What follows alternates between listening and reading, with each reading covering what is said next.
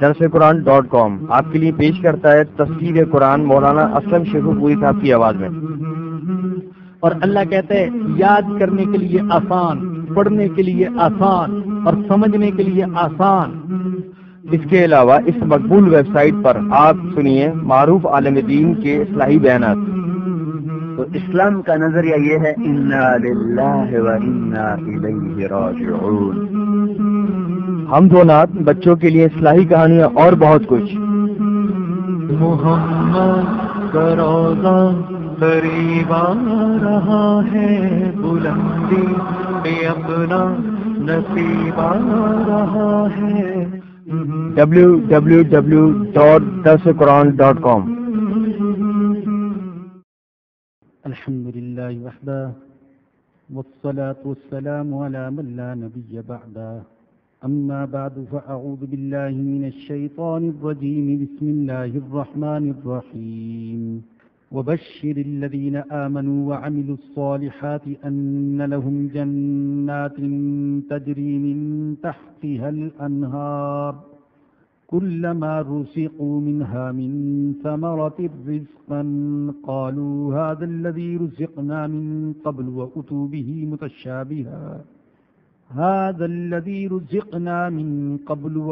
به متشابها ولهم فيها أزواج مطهرة وهم فيها خالدون۔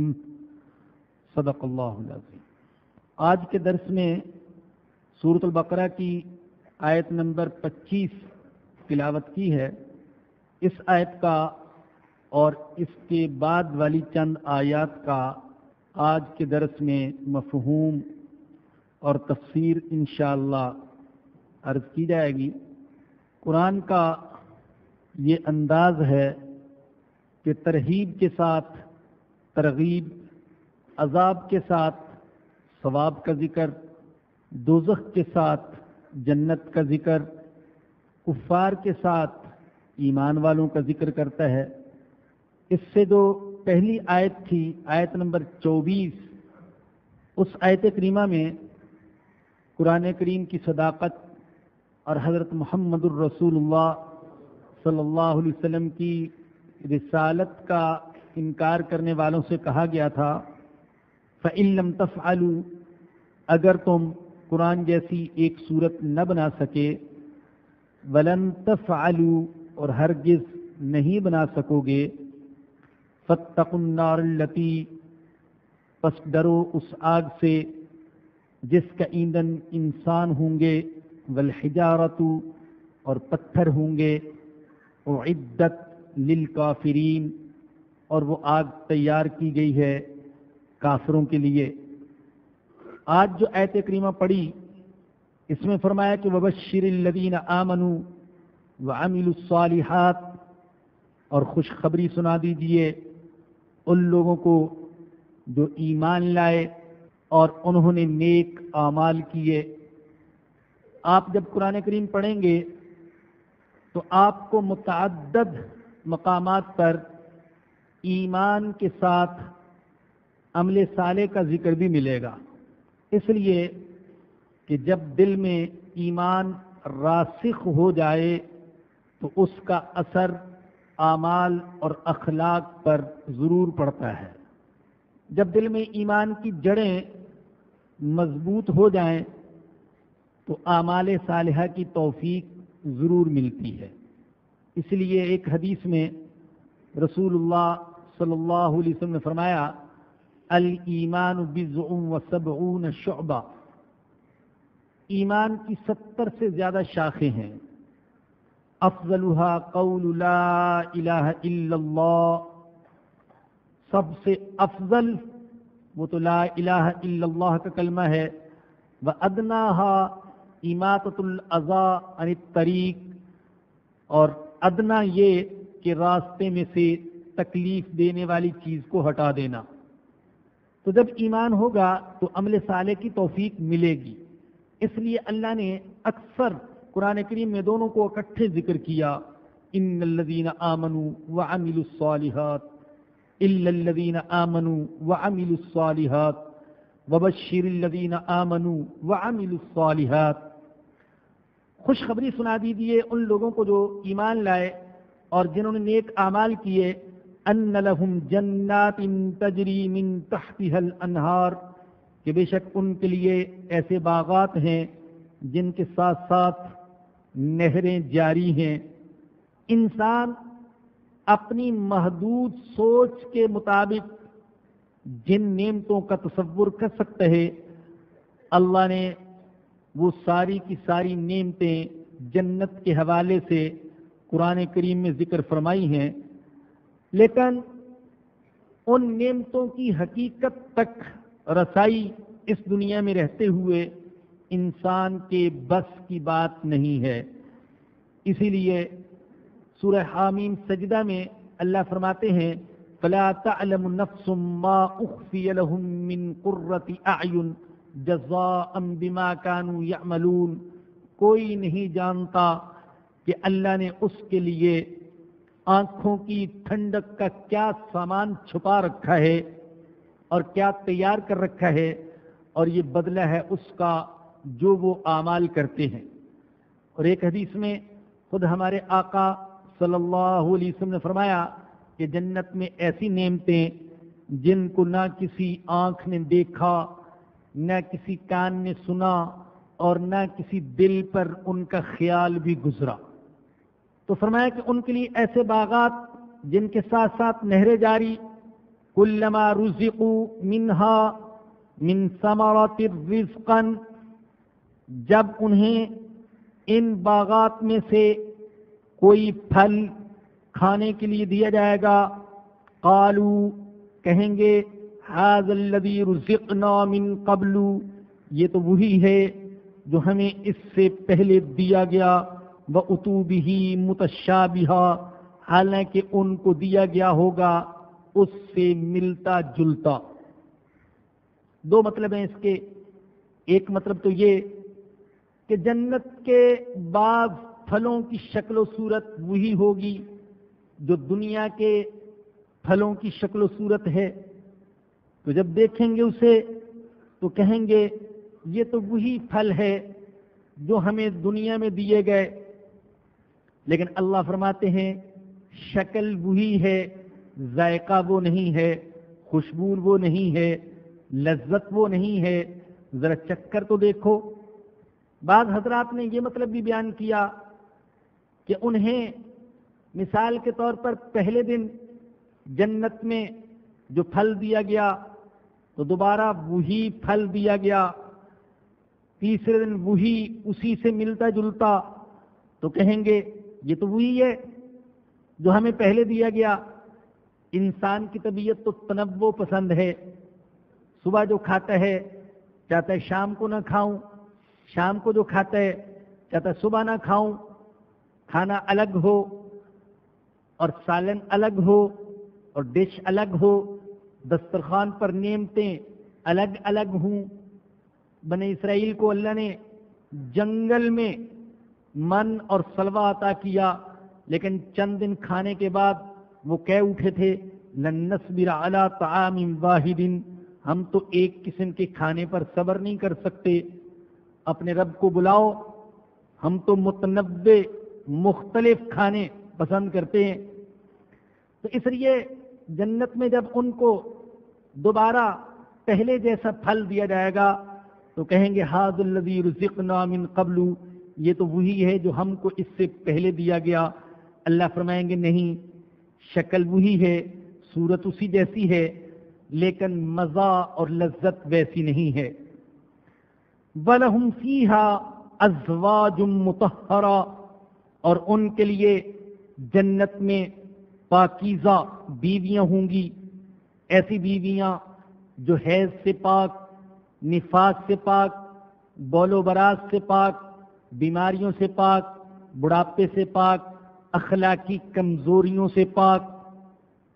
قرآن کریم میں اکثر جنت کی بیویوں کا ذکر ملتا ہے، بعض لوگوں کو یہ ذکر پڑھ کر اور یہ تذکرہ پڑھ کے بڑی شرم سی محسوس ہوتی ہے، لیکن مرد اور عورت دونوں زندگی کے ہم سفر ہیں، دونوں کو اللہ پاک نے ایک دوسرے کے سکون کے لیے پیدا کیے ہے، اور دنیا میں بھی سکون نہیں ملتا جب کہ ساتھ جوڑا نہ ہو، تو جنت میں بھی سکون کے لیے جوڑے کا ہونا ضروری۔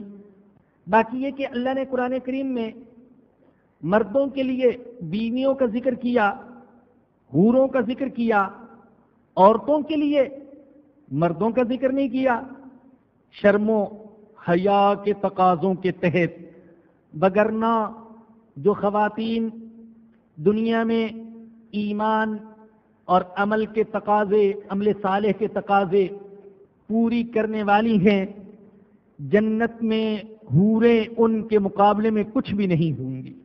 ترمذی میں ہے حضرت ام سلمہ رضی اللہ تعالی عنہا زوجہ مطہرہ ہیں، ہماری ماں ہیں، انہوں نے سوال کیا یا رسول اللہ صلی اللہ علیہ وسلم نساء الدنیا افضل ام الحور العین، دنیا کی عورتیں افضل ہیں یا جنت کی حوریں افضل ہیں؟ قال بل نساء الدنیا افضل، فرمایا کہ دنیا کی عورتیں جنت کی حوروں سے افضل ہیں۔ قلت وبما ذلک، میں نے عرض کی یا رسول اللہ کیا وجہ ہے، کیوں افضل ہیں؟ فرمایا بصلاتہن وصیامہن وعبادتہن للہ عز وجل، اللہ کے لیے روزے رکھنے کی وجہ سے، نمازیں پڑھنے کی وجہ سے، اور اللہ کی عبادت کرنے کی وجہ سے۔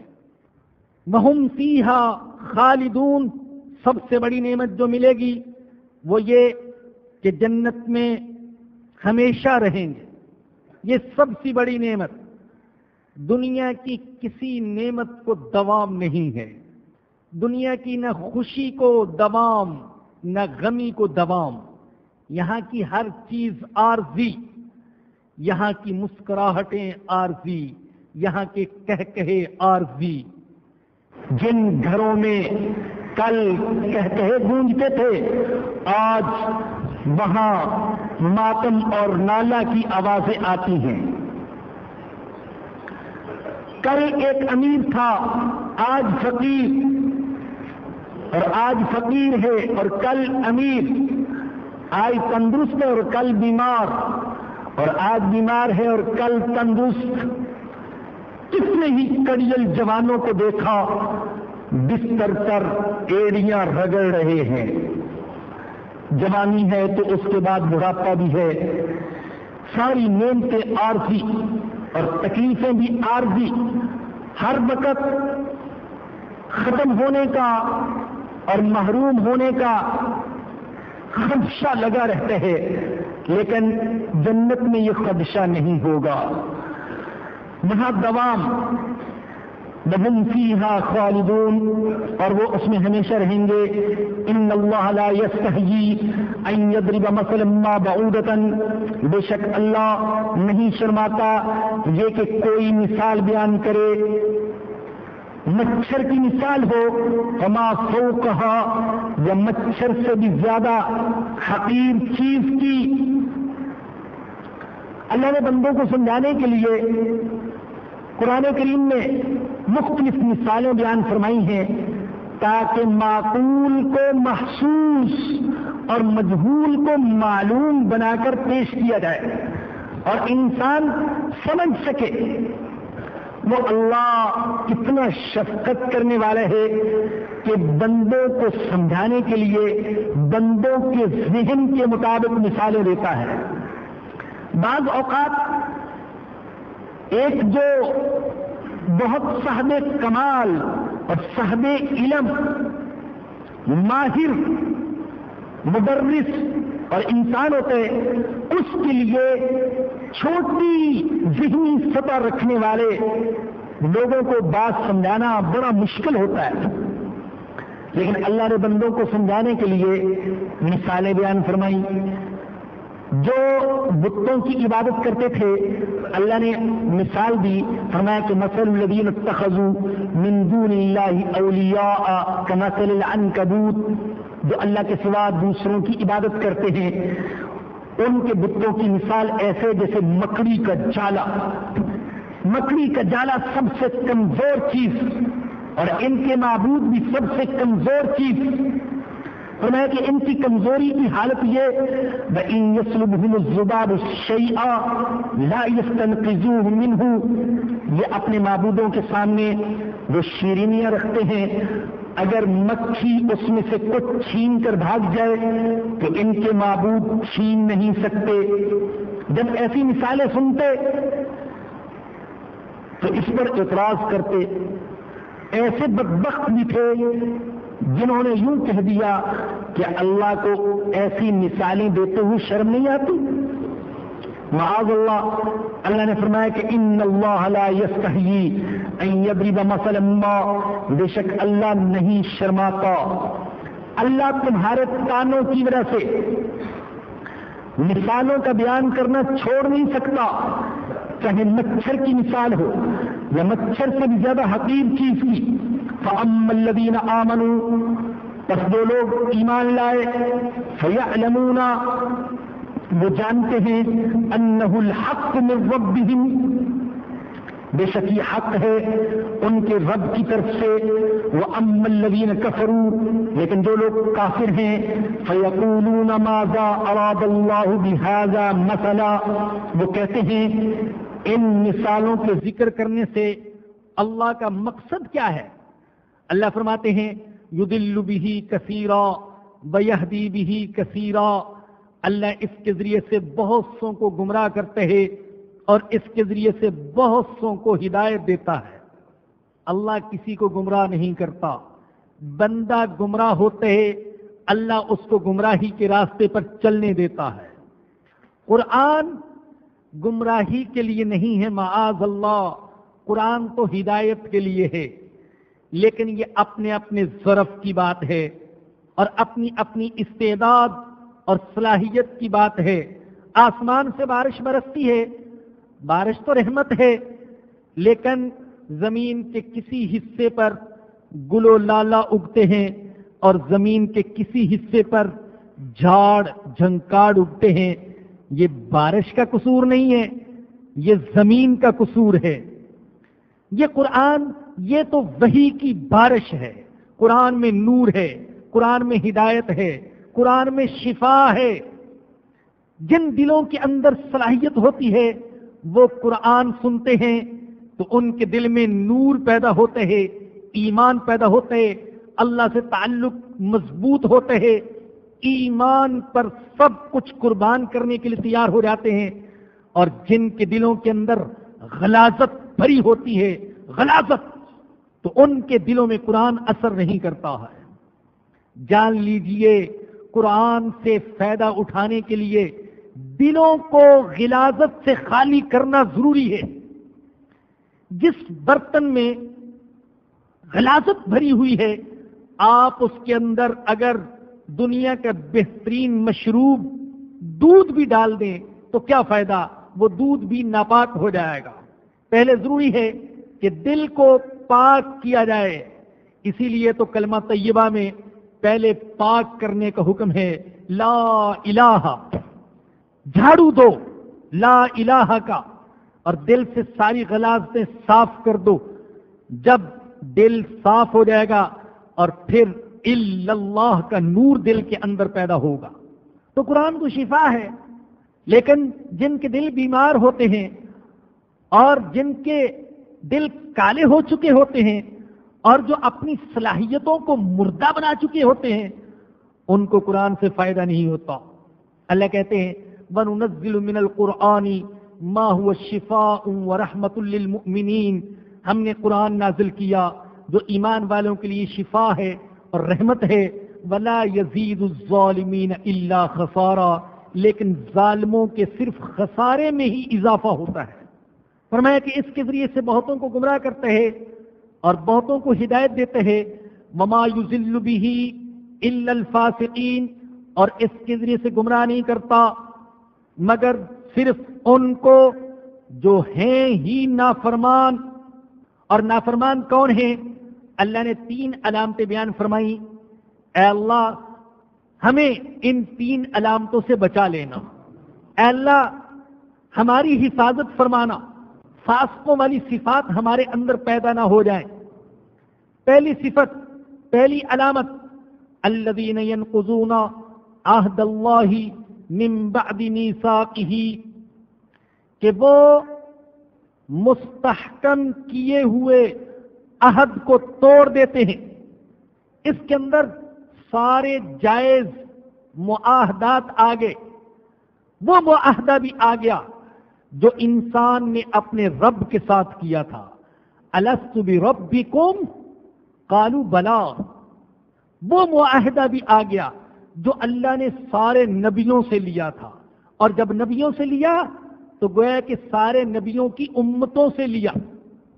وَإِذْ أَخَذَ اللَّهُ مِيثَاقَ النَّبِيِّينَ لَمَا آتَيْتُكُم مِّن كِتَابٍ وَحِكْمَةٍ ثُمَّ جَاءَكُمْ رَسُولٌ مُصَدِّقٌ لِّمَا مَعَكُمْ لَتُؤْمِنُنَّ بِهِ وَلَتَنصُرُنَّهُ۔ دیکھو اے میرے نبیوں، اگر تمہاری موجودگی میں میرا کوئی دوسرا نبی آ گیا تو تم پر لازم ہوگا اس کی تصدیق کرو گے، اس پر ایمان لاؤ گے اور اس کی مدد کرو گے۔ یہ عہد اللہ نے نبیوں سے لیا اور نبیوں کے واسطے سے ان کی امتوں سے لیا۔ جن امتوں نے اس کا لحاظ کیا وہ کامیاب ٹھہری، اور جن امتوں نے عہد شکنی کی وہ ناکام ہوئیں۔ ہر نبی ایسے کرتا رہا، اگر اس کی موجودگی میں دوسرا نبی آیا تو اس پر وہ ایمان لائے، اس کی مدد کی، اس کی تائید کی، اور آخر میں اللہ نے نبیوں کے سردار محمد الرسول اللہ صلی اللہ علیہ وسلم کو بھیجا۔ اگر ہمارے آقا کی موجودگی میں حضرت ابراہیم خلیل اللہ، حضرت اسماعیل ذبیح اللہ، حضرت عیسیٰ روح اللہ، حضرت موسیٰ کلیم اللہ علیہ السلام موجود ہوتے تو لا الہ الا اللہ محمد الرسول اللہ پڑھتے، وہ ایمان لاتے۔ جب وہ نہیں تو ان کی امتوں پر لازم کہ ہمارے آقا پر ایمان لائیں، ساری انسانیت پر لازم کہ محمد مصطفیٰ صلی اللہ علیہ وسلم پر ایمان لائیں، لیکن انہوں نے عہد کو توڑ دیا۔ اللہ فرماتے الذین ینقضون عہد اللہ من بعد میثاقہ، ان کی علامت یہ کہ وہ مستحکم کیے ہوئے عہد کو توڑ دیتے ہیں۔ وَيَقْطَعُونَ مَا أَمَرَ اللَّهُ بِهِ أَن يُوصَلَ، اور جس تعلق کو اللہ نے جوڑنے کا حکم دیا اسے کاٹ دیتے ہیں۔ اس میں وہ تعلق بھی شامل جو بندے کا اللہ کے ساتھ ہونا چاہیے، اس میں وہ تعلق بھی شامل جو امتی کا نبی کے ساتھ ہونا چاہیے، اس میں وہ تعلق بھی شامل جو رشتہ دار کا رشتہ دار کے ساتھ ہونا چاہیے، اس میں وہ تعلق بھی شامل جو ایک مسلمان کا دوسرے مسلمان کے ساتھ ہونا چاہیے، اور اس میں وہ تعلق بھی شامل جو ایک انسان کا دوسرے انسان کے ساتھ ہونا چاہیے۔ فرمایا کہ وہ اس تعلق کو توڑ دیتے ہیں جس تعلق کو اللہ نے جوڑنے کا حکم دیا۔ وَيُفْسِدُونَ فِي الْأَرْضِ، اور وہ زمین میں فساد کرتے رہتے ہیں۔ کفر کرنا یہ فساد ہے، شرک کرنا یہ فساد ہے، اللہ کی نافرمانی کرنا یہ فساد ہے، انسانوں کے حقوق غصب کر لینا یہ فساد ہے، ظلم و ستم کرنا یہ فساد ہے، انبیاء کو گالیاں دینا یہ فساد ہے، مقدس کتابوں کی توہین کرنا یہ فساد ہے، مال و دولت کے لیے پوری دنیا پر چڑھ دوڑنا یہ فساد ہے۔ اللہ فرماتے ہیں وَيُفْسِدُونَ فِي الْأَرْضِ، وہ زمین میں فساد کرتے رہتے ہیں۔ اولئک هم الخاسرون، اولئک هم الخاسرون، یہی ہیں پورا خسارہ اٹھانے والے۔ کیف تکفرون باللہ، تم اللہ کے ساتھ کیوں کر کفر کرتے ہو؟ سوچو تو صحیح، کس کا انکار کرتے ہو؟ وَكُنْتُمْ أَمْوَاتًا، اور تم مردہ تھے، فَأَحْيَاكُمْ، پھر اس نے تم کو زندہ کر دیا، ثُمَّ يُمِيتُكُمْ، پھر وہ تم کو مارے گا، ثُمَّ يُحْيِيكُمْ، پھر وہ تم کو زندہ کرے گا، ثُمَّ إِلَيْهِ تُرْجَعُونَ، پھر اسی کی طرف تم لٹائے جاؤ گے۔ ایک ہی ہے جس کے ہاتھ میں زندگی بھی ہے اور جس کے ہاتھ میں موت بھی ہے، اور ایک ہی ہے جس کی طرف پلٹ کر واپس جانا ہے۔ ایسا نہیں ہے کہ موت کا دیوتا اور زندگی کا دیوتا اور۔ مسلمانوں کا رب ایک ہی ہے، حیات بھی اس کے قبضے میں اور ممات بھی اس کے قبضے میں، عزت بھی اس کے قبضے میں اور ذلت بھی اس کے قبضے میں، صحت بھی اسی کے قبضے میں اور بیماری بھی اسی کے قبضے میں، غنا بھی اسی کے قبضے میں اور فقر بھی اسی کے قبضے میں۔ مسلمان ہر کام کے لیے اسی کی طرف رجوع کرتے ہیں، تو فرمایا کہ پھر تم اسی کی طرف لٹائے جاؤ گے۔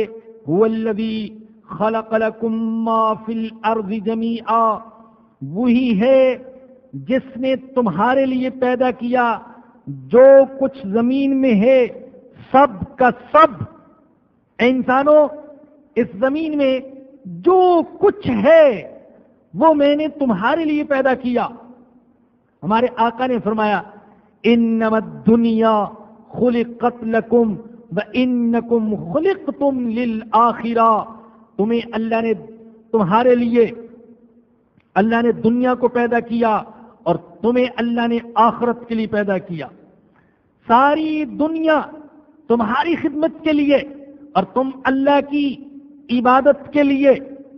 ثم استوى الى السماء، پھر وہ اللہ متوجہ ہوا آسمانوں کی طرف، فسواہن سبع سماوات، اور انہیں درست کر کے اس نے 7 آسمان بنا دیے۔ وَهُوَ بِكُلِّ شَيْءٍ عَلِيمٌ، اور وہ ہر چیز کا جاننے والا ہے۔ یہ 7 آسمان کون سے ہیں؟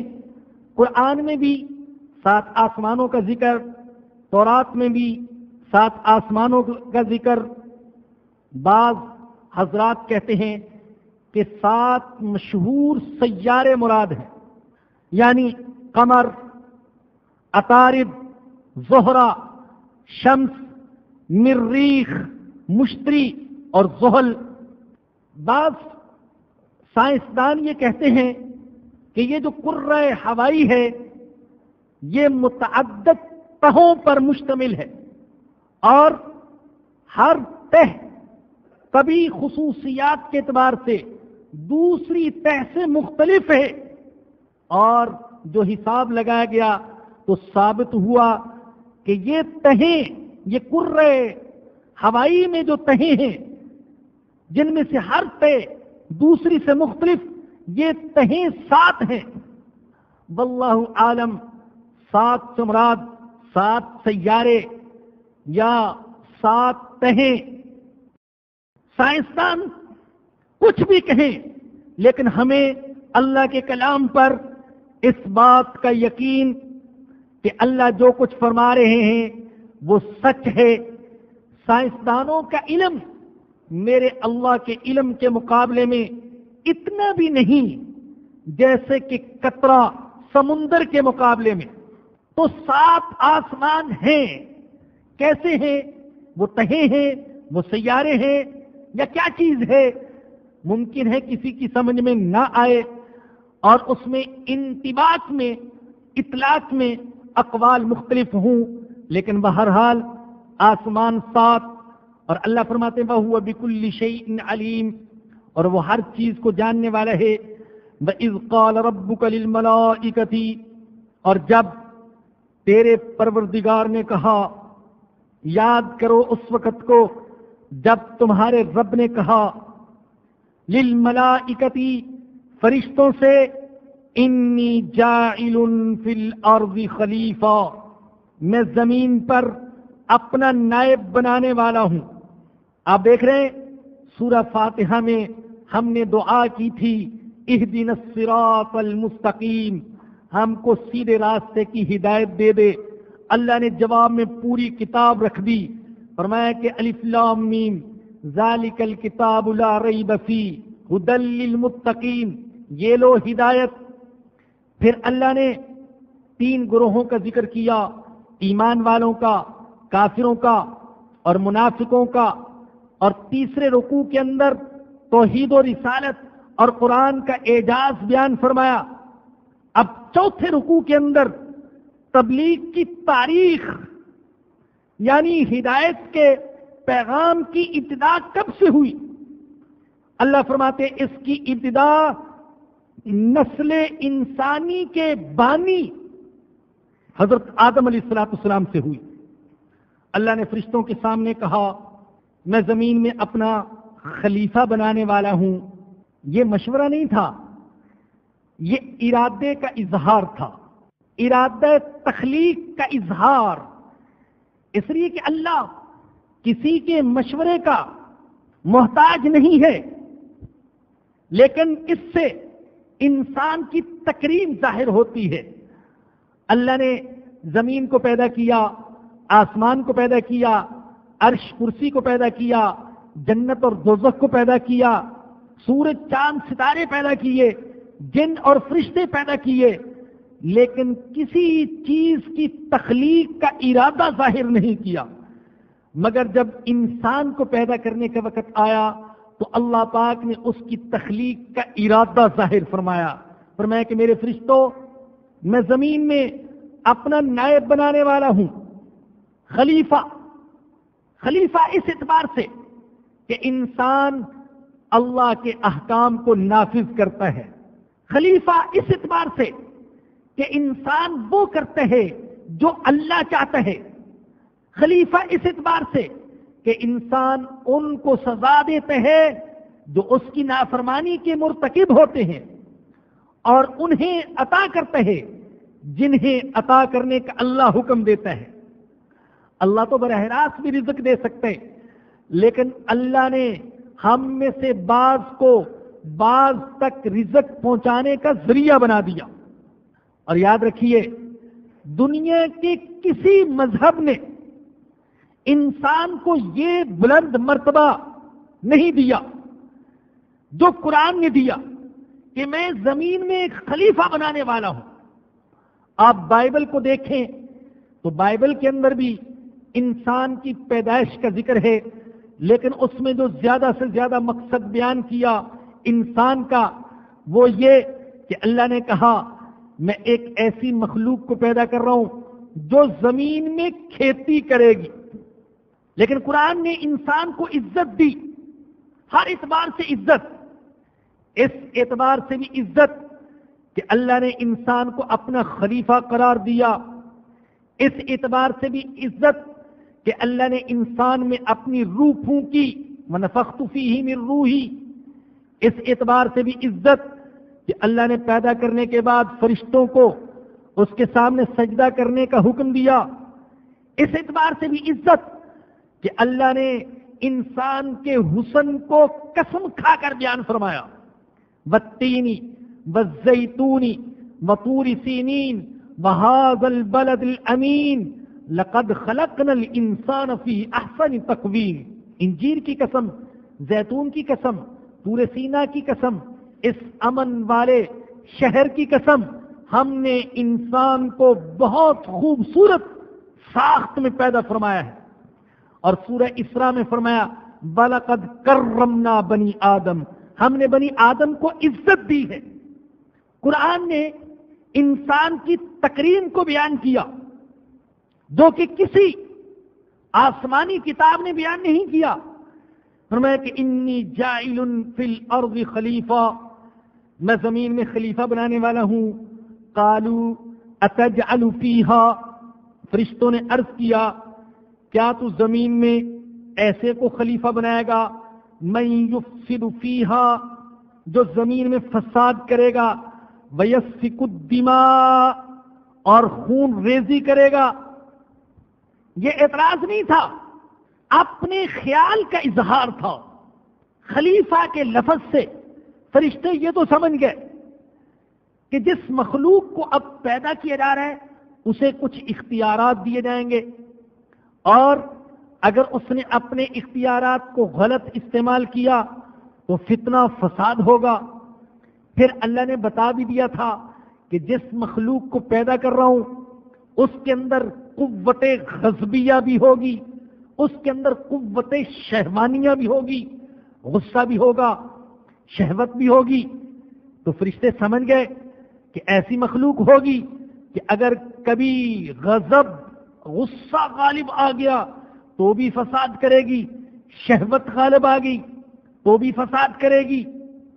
اس کے علاوہ کہا جاتا ہے کہ اس زمین پر آدم سے پہلے، انسان سے پہلے دوسری مخلوق بستی تھی اور وہ فتنہ و فساد میں مبتلا ہو گئی.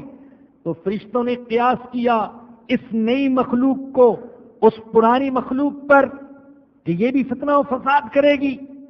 وَنَحْنُ نُسَبِّحُ بِحَمْدِكَ وَنُقَدِّسُ لَكَ، عرض کیا حالانکہ ہم تیری حمد و ثنا اور تیری پاکیزگی بیان کرتے ہیں. اے اللہ، ہماری تو غذا ہے، تسبیح، تحمید، تقدیس، ثنا، عبادت، رکوع، سجدہ، ذکر، یہ تو ہماری غذا ہے، ہم تو اس کے بغیر رہ ہی نہیں سکتے.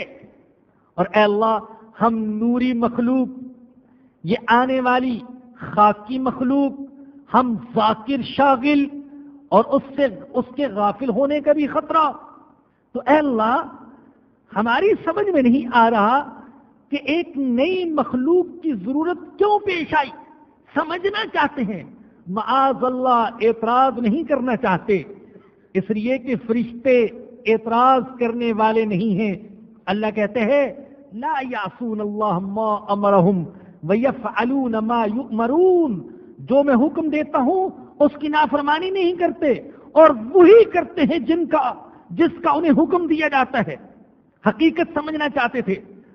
تو عرض کیا کہ ہم تیری حمد و ثنا اور پاکیزگی بیان کرتے ہیں. اللہ نے جواب میں فرمایا انی اعلم ما لا تعلمون، بے شک میں جانتا ہوں جو تم نہیں جانتے. مانا کہ تم عبادت کرتے ہو، لیکن مجھے صرف عبادت کے لیے یہ نئی مخلوق نہیں چاہیے، بلکہ ایسی مخلوق جو عبادت بھی کر سکے اور خلافت کا بھی حق ادا کر سکے. ضروری نہیں کہ تم اگر عبادت کرتے ہو تو خلافت کے تقاضے بھی پورے کر سکو. مانا کہ انسان کے اندر قتل و قتال کی صلاحیت ہوگی، لیکن اگر اسی صلاحیت کو صحیح رخ پر استعمال کیا گیا تو یہ صلاحیت امن عالم کی ضمانت ہوگی. ہمارے آقا نے جہاد کیا، قتال کیا، لیکن دنیا میں فتنہ و فساد تو نہیں پھیلا، دنیا کو امن ملا. فرشتے وہ مخلوق جن کے اندر برائی کی صلاحیت ہی نہیں، وہ اگر تقوی اختیار کریں تو کمال نہیں، کمال تو یہ ہے کہ برائی کی صلاحیت ہو مگر اللہ کے ڈر سے رک جائے، آنکھیں ہی نہ ہوں اور کسی غیر محرم کی طرف وہ نہیں دیکھتا، تو کمال نہیں ہے. کمال تو یہ ہے آنکھیں بھی ہیں سامنے دیکھنے کے لیے، ناجائز منظر بھی ہیں، لیکن اللہ کے خوف سے آنکھوں کو جھکا لیتا ہے. کمال اس کا نہیں جس کے ساتھ پیٹ نہیں، اہل و عیال نہیں اور وہ اپنے آپ کو حرام سے بچاتا ہے. کمال اس کا ہے جس کے ساتھ اللہ نے بھوک پیاس بھی لگا رکھی، بیوی بچے بھی لگا رکھے، رشتہ دار بھی لگا رکھے، ضروریات بھی لگا رکھی، لیکن پھر اللہ کے ڈر سے حرام سے اپنے آپ کو روک لیتا ہے. کسی کے اندر شہوت ہی نہ ہو اور وہ عفت و عصمت کی زندگی اختیار کرے تو یہ کمال نہیں.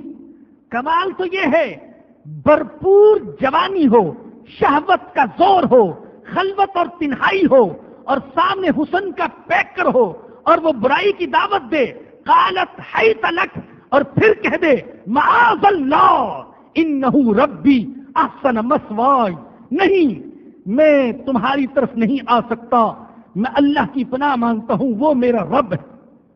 فرشتے گناہ نہیں کر سکتے، اچھی بات ہے، مگر اللہ ایک ایسی مخلوق کو پیدا کرنا چاہتا تھا جس کے اندر گناہ کی صلاحیت ہو.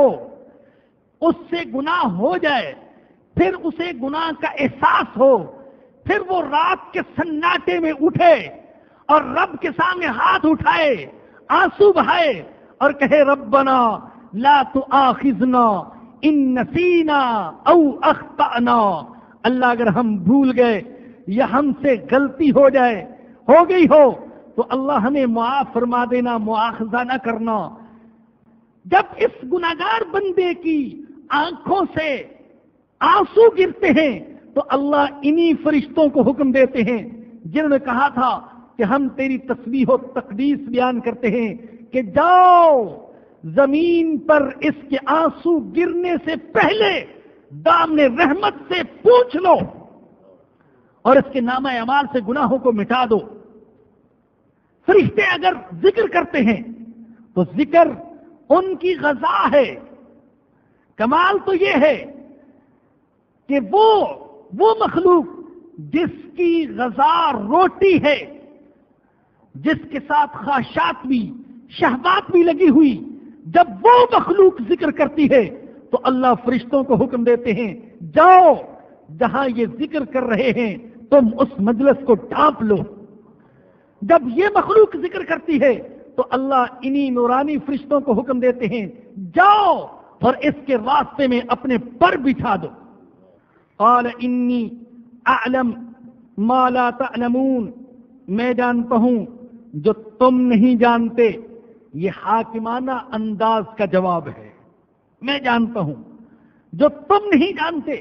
یہ وضاحت تو میں نے کتاب و سنت کی روشنی میں اپنی طرف سے کی، وگرنہ اللہ نے تو یوں فرما دیا حاکمانہ انداز میں، ارے میں جانتا ہوں تم نہیں جانتے۔ اور اس کے بعد اللہ نے فرشتوں کا عزت ظاہر کرنے کے لیے حضرت آدم علیہ السلام کو علم عطا کیا، یہ بتانے کے لیے کہ آدم تم سے افضل، علم عطا کیا۔ یاد رکھیے اگر علم سے کوئی افضل چیز ہوتی تو اللہ اس موقع پر آدم کو وہ چیز عطا کرتا فرشتوں پر افضلیت ثابت کرنے کے لیے، لیکن چونکہ علم سے افضل کوئی چیز نہیں تھی اس لیے اللہ نے آدم کو علم عطا فرمایا۔ وعلم آدم الاسماء، اور اللہ نے آدم کو علم دیا الاسماء کلہا، سارے خواص اور آثار کا اللہ نے علم اسماء عطا کیا۔ بہت سے لوگوں کے لیے ممکن ہے جو مطلب بیان کر رہا ہوں وہ ان کے لیے عجیب سا ہو، لیکن یہ تفاسیر میں ہے، آج کی نہیں پرانی تفاسیر میں۔ علم اسماء کیا ہے؟ مظاہر فطرت کا علم، اشیاء کے خواص اور آثار کا علم۔ اور یاد رکھیے کہ سائنس بھی اسی سے بحث کرتی ہے، اور زمین پر خلافت کے لیے علم اسماء ضروری، مظاہر فطرت کا علم ضروری، اشیاء کے خواص اور آثار کا علم ضروری۔ اور یہ بھی جان لیجیے کہ سائنس اور ٹیکنالوجی کا علم یہ ایمان کے منافی نہیں ہے بلکہ ایمان کا تقاضا ہے۔ اور ایک زمانہ تھا جب مسلمان علوم کی دنیا میں ساری دنیا پر برتر تھے تو سائنس اور ٹیکنالوجی میں بھی سب سے آگے تھے۔ اس وقت یورپ تاریکی میں ڈوبا ہوا تھا۔ فرمایا کہ وَعَلَّمَ آدَمَ الْأَسْمَاءَ كُلَّهَا، اللہ نے آدم کو سارے اسماء کا علم دیا، خواص اور آثار کا علم دیا۔ ثم عرضهم علی الملائکۃ، پھر وہی چیزیں فرشتوں کے سامنے پیش کر کے فرمایا فقال انبئونی باسماء هؤلاء، مجھے بتلاؤ ان چیزوں کے خواص اور آثار اور نام، ان کنتم صادقین، اگر تم سچے ہو تو بتاؤ۔ فرشتے کیا بتاتے؟ ان کا مادی چیزوں کے ساتھ کوئی تعلق ہی نہیں، وہ تو نورانی مخلوق ہے، مادی جہاں کو کیا سمجھ سکے۔ فوراً فرشتوں نے اپنے عجز کا اعتراف کر لیا، کہنے لگے قالوا سبحانک لا علم لنا الا ما علمتنا، تیری ذات ہر نقص سے پاک ہے، ہمیں تو بس اسی چیز کا علم ہے جس کا تو نے علم ہمیں عطا کیا۔ یہ فرشتوں کی عادت ہے، اپنی جہالت کا، اپنی کم علمی کا اقرار کر لینا اور اپنی جہالت پر ڈٹے رہنا، یہ شیطان کا کام ہے۔ نہ جاننے کے باوجود ڈٹے رہنا، یہ شیطان کا کام، اور اپنی جہالت کا اور کم علمی کا اقرار، یہ فرشتوں کا کام۔ اور دیکھیے یہاں سے نظریہ ارتقاء کی بھی تردید ہو رہی ہے۔ جو لوگ ارتقاء کے قائل ہیں ان کا کہنا یہ ہے کہ زندگی کا آغاز ایک ایسے خلیے سے ہوا جو اتفاق سے وجود میں آ گیا، پھر اس سے ایک نو سے دوسری نو بنی، اور ایک نو سے دوسری نو تک پہنچنے میں ہزاروں لاکھوں سال لگ گئے، یہاں تک کہ بنتے بنتے بندر بنا، اور بندر سے لاکھوں سال لگ گئے، یہاں تک کہ انسان بن گیا۔ اور انسان، وہ کہتے ہیں کہ ابتدا میں جاہل تھا، قوت گویائی سے محروم، اشاروں کنایوں میں بات کرتا تھا، لیکن قرآن کہتے نہیں، انسان نے اپنی زندگی کا آغاز جہالت کے اندھیروں میں نہیں کیا، علم کی روشنی میں کیا ہے۔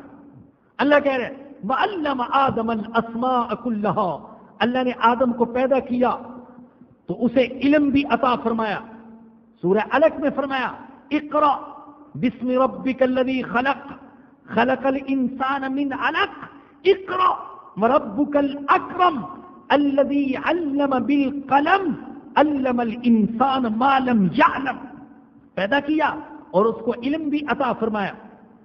سورہ رحمان میں فرمایا الرحمن علم القرآن خلق الانسان علمہ البیان، اللہ نے انسان کو پیدا کیا اور اس کو بیان اور قوت گویائی بھی عطا فرمائی۔ اور پھر دیکھیے جو حضرات ارتقاء کے قائل کہ کیڑے مکوڑوں سے ترقی کرتے کرتے نو بنو میں تبدیل ہوتے ہوتے بندر اور بن مانس تک پہنچی مخلوق، اور وہاں سے پھر ہوتے ہوتے انسان بن گیا، یوں ارتقاء، تو سوال یہ ہے کہ ارتقاء کا سلسلہ انسان پر آ کر رک کیوں گیا؟ ایسا کیوں نہ ہوا کہ آگے اور سلسلہ بڑھتا اور انسان کے بعد کوئی اور اس سے بھی اعلیٰ مخلوق پیدا ہو جاتی؟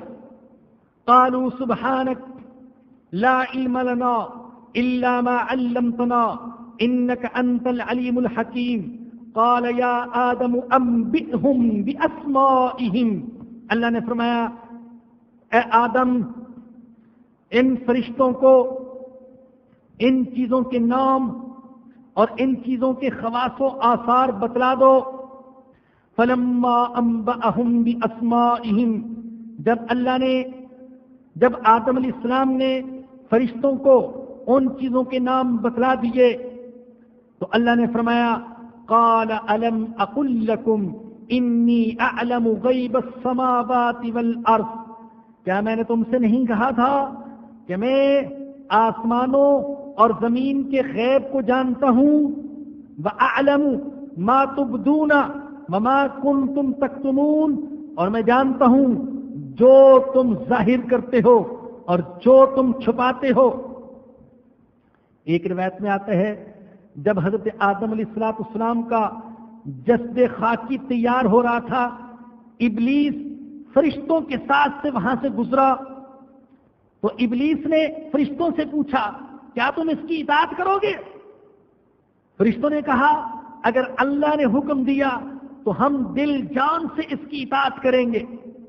ابلیس نے کہا مجھ سے تو ایسا نہیں ہو سکتا، میں اس کی اطاعت نہیں کروں گا بلکہ اس کو اپنا تابع بنانے کی کوشش کروں گا۔ تو اللہ فرما رہے وَأَعْلَمُ مَا تُبْدُونَ، اے فرشتوں جو تم ظاہر کرتے ہو میں وہ بھی جانتا ہوں، اور اے ابلیس جو تم اپنے دل میں خیالات چھپائے ہوئے ہو میں ان کو بھی جانتا ہوں۔ وآخر دعوانا الحمد للہ رب العالمین۔ الحمد لله رب العالمين والصلاة والسلام على سيد الأنبياء والمرسلين. الحمد لله الذي هدانا لهذا وما كنا لنهتدي لولا أن هدانا الله. الحمد لله حمدا كثيرا طيبا مباركا فيه. ربنا ظلمنا أنفسنا وإن لم تغفر لنا وترحمنا لنكونن من الخاسرين. ربنا لا تؤاخذنا إن نسينا أو أخطأنا. ربنا ولا تحمل علينا إصرا كما حملته على الذين من قبلنا. ربنا ولا تحملنا ما لا طاقة لنا به. ربنا ولا تحملنا ما لا طاقة لنا به. ربنا ولا تحملنا ما لا طاقة لنا به. واعف عنا واغفر لنا وارحمنا أنت مولانا فانصرنا على القوم الكافرين. یا رحمان یا رحیم یا غفار یا ستار یا عفو یا کریم یا تواب، اپنے فضل و کرم سے ہمارے گناہوں کو معاف فرما دے. اے اللہ صغیرہ کبیرہ خفیہ اعلانیہ سارے گناہوں کو معاف فرما دے. اللہ اپنے فضل و کرم سے معاف فرما دے. اللہ کرم والا معاملہ فرمانا، اللہ رحم والا معاملہ فرمانا. اللہ ہم قابل رحم ہیں، اللہ ہم قابل رحم ہیں. اللہ تو رحم کرنے کو پسند کرتے. اللہ ہم پر رحم فرما، اللہ ہم پر کرم فرما. اللہ ہمارے دلوں کو قرآن کا نور قبول کرنے کے قابل بنا دے. اللہ دلوں میں قرآن کا ایمان کا نور پیدا فرما دے. اللہ یہ جو درس قرآن کا سلسلہ شروع ہوا، یا اللہ اس کو تکمیل تک پہنچانے کی توفیق عطا فرما دے. یا اللہ میں تو بہت کمزور، بہت گنہگار. یا اللہ یہ حسن ظن لے کر دور دور سے آنے والے مردوں اور خواتین کو یا اللہ اس قرآن کے نور سے منور فرما دے. اللہ ان کا آنا قبول فرما لے. یا اللہ ان کے ساتھ ان کے حسن ظن کے مطابق معاملہ فرما. اللہ آنے والوں کے سارے مسائل حل فرما، ساری پریشانیوں کو دور فرما. اللہ جو درس سنتے ہیں وہ بھی بار بار دعاؤں کی درخواست کرتے ہیں. اے اللہ دنیا میں جہاں کہیں بھی جو ہمارے مسلمان بھائی، جو مسلمان بہنیں یا اللہ ہماری آواز کو سن رہی ہیں، یا اللہ ان سب کی نیک تمناؤں کو پورا فرما، سب کو ایمان کا نور عطا فرما. اللہ سب کی جائز ضروریات غیب کے خزانوں سے پوری فرما. اے اللہ جن گھروں میں نا اتفاقی اور ناچاکی ہے، محبت اور پیار کی فضا پیدا فرما. اللہ جو والدین اپنی نوجوان اولاد کے رشتوں کے سلسلے میں پریشان ہیں، اللہ ان کی پریشانی کو دور فرما. اللہ ان کو مناسب رشتے مہیا فرما. اللہ ہمیں تیرے نبی کی سنت کے مطابق رشتے کرنے کی توفیق عطا فرما. رسم و رواج کی لعنت سے یا اللہ ہم کو بچا لے. اللہ ایمان والا بنا دے. اللہ اپنا بندہ بنا دے. اللہ جسمانی اور روحانی بیماریوں سے ہمیں اور ہمارے سارے متعلقین کو شفا نصیب فرما. اللہ ہم سب غریب ہیں، فقیر ہیں، کنگلے ہیں، محتاج ہیں. تو غنی ہے. اللہ غیب کے خزانے سے ہماری ضروریات پوری فرما. اللہ کسی کا محتاج نہ کرنا. اللہ تو صرف اپنا محتاج کر لے. اللہ صرف تجھ سے مانگنے کی توفیق عطا فرما دے. اللہ اپنی ذات کا یقین ہمارے دلوں میں پیدا فرما. اپنی صفات کا یقین ہمارے دلوں میں پیدا فرما. اللہ اپنی محبت عطا فرما، اپنے نبی کی محبت عطا فرما، کتاب مقدس کی محبت عطا فرما، اپنے سارے نیک بندوں کی اللہ محبت عطا فرما. اللہ ایمان والی زندگی عطا فرمانا. اللہ ایمان والی موت نصیب فرمانا. اللہ قیامت کے دن نبی اکرم صلی اللہ علیہ وسلم کی شفاعت نصیب فرمانا. یا رب العالمین جو مسلمان فوت ہو چکے ان کی مغفرت فرما، ان کے گناہوں کو معاف فرما، نیکیوں کو قبول فرما. یا اللہ جو مجاہدین اور عام بے گناہ مسلمان یا اللہ قید و بند کی صعوبتیں جھیل رہے، اللہ ان کو باعزت آزادی رہائی نصیب فرما. اللہ کیوبا کے زندی خانوں میں اور یا اللہ دنیا بھر میں جہاں کہیں مسلمان قیدی ظلم و ستم کا شکار ہیں، اللہ ان کو باعزت آزادی اور رہائی نصیب فرما. اللہ اللہ اللہ ان کا درد ہمارے دلوں میں پیدا فرما، ہمارے حکمرانوں کے دلوں میں پیدا فرما. اللہ اللہ ہماری دعاؤں کو ان کے حق میں قبول فرما. یا اللہ ہمارے مرحومین کی مغفرت فرما، ان کے گناہوں کو معاف فرما اور نیکیوں کو قبول فرما. ربنا آتنا فی الدنیا حسنۃ وفی الآخرۃ حسنۃ وقنا عذاب النار. ربنا تقبل منا انک انت السمیع العلیم وتب علینا انک انت التواب الرحیم.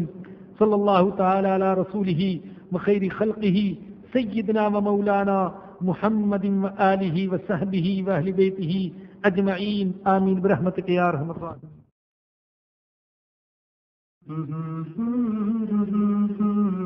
درسقرآن.com آپ کے لیے پیش کرتا ہے تفسیر قرآن مولانا اسلم شیخوپوری صاحب کی آواز میں. اور اللہ کہتا ہے یاد کرنے کے لیے آسان، پڑھنے کے لیے آسان اور سمجھنے کے لیے آسان. اس کے علاوہ اس مقبول ویب سائٹ پر آپ سنیے معروف عالم دین کے اصلاحی بیانات. تو اسلام کا نظریہ یہ ہے انا للہ و انا الیہ راجعون. حمد و نعت، بچوں کے لیے اصلاحی کہانیاں اور بہت کچھ. محمد کا روزہ قریب آ رہا ہے، بلندی میں اپنا نصیب آ رہا ہے. www.درسقرآن.com